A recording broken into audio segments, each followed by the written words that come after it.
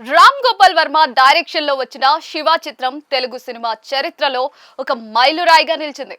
ఈ చిత్రం నిర్మాణం వెనుక అనేక ఆసక్తికరమైన విషయాలు, సవాళ్ళని ఆర్జీవి రీసెంట్ గానే ఒక ఇంటర్వ్యూలో చెప్పుకొచ్చారు. వర్మ బౌండెడ్ స్క్రిప్ట్ ను ఉపయోగించకుండా కేవలం షార్ట్ డివిజన్లతో సీక్వెన్స్ లను వివరించి నిర్మాతలైన అక్కినేని వెంకట్, యార్లగడ్డ సురేంద్రలను ఒప్పించారు. వర్మ తన మనసులో సినిమా మొత్తం చూసుకున్నానని, టెక్నీషియన్లు గందరగోళంలో ఉన్నా కూడా తనకు స్పష్టత ఉందని చెప్పారు. సినిమా చివరి దశకు వచ్చేసరికి నిర్మాతలైన వెంకట్, సురేంద్రలకు చిత్రంపై నమ్మకం సన్నగిల్లిందని, డబుల్ పాజిటివ్ షో చూసిన తర్వాత సురేంద్ర స్నేహితుడు సినిమా చండాలంగా ఉంది, విడుదల ఆపేయండి అని చెప్పారని గుర్తు చేసుకున్నారు ఆర్జీవి. మరో మేనేజర్ బాటిని పాట ముందు పాట చండాలంగా ఉంది, సినిమా యావరేజ్ అని అన్నారని, ఈ ప్రతికూల స్పందనల మధ్య ఇళయరాజా కూడా డబుల్ పాజిటివ్ చూసి సైలెంట్ సినిమా చూసినట్టుంది అని చెప్పారని గుర్తు చేసుకున్నారు ఆర్జీవి. తర్వాత సురేంద్ర వెళ్లి కలిసినప్పుడు ఇళయరాజా చిత్రం ఫ్లాట్ గా ఉందని, కామెడీ ట్రాక్ పెట్టాలని సూచించారు.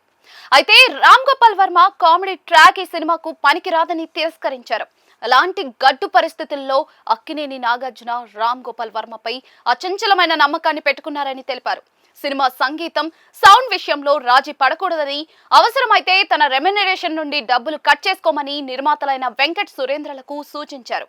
నాగార్జున మద్దతు లేకుంటే బహుశా శివ సినిమాకు ట్రాక్ మ్యూజిక్ వినియోగించేవారమని, ఇలా జరిగి ఉంటే సినిమా ఫలితం వేరేలా ఉండేదని వర్మ అభిప్రాయపడ్డారు. ఇళయరాజా అసలు సంగీతం లేకుండా శివ చిత్రం అసంపూర్ణమని వర్మ బలంగా నమ్ముతారు. శివ చిత్రానికి వినూత్నమైన సౌండ్ డిజైన్ ఓ ప్రత్యేక ఆకర్షణ. వర్మ సింధూర పువ్వు చిత్రంలోని పంచ్ సౌండ్స్ నుండి ప్రేరణ పొంది దీపన్ చటర్జీని నియమించారు. శివ కోసం కారు గుంతలో పడినప్పుడు వచ్చే శబ్దాల వంటి వాటిని లైవ్ గా రికార్డ్ చేయడం అప్పట్లో ఒక కొత్త ప్రయోగం. సినిమాకు ఇదొక సరికొత్త అనుభూతినిచ్చింది. రామ్ గోపాల్ వర్మ తన చిత్రంలోని కొన్ని సన్నివేశాలు తాను చూసిన ఇతర చిత్రాల నుండి ప్రేరణ పొంది వాటిని తనదైన స్టైల్లో అనుసరించారని ఒప్పుకున్నారు. ఉదాహరణకు ఒక వెస్టర్న్ చిత్రమైన 5 Men ఆర్మీ నుండి ఒక చేజింగ్ సీక్వెన్స్, బాలు మహేంద్ర వసంత కోకిల చిత్రం నుండి ఒక స్తంభాన్ని ఢీకొనే సన్నివేశం స్ఫూర్తి పొందారు.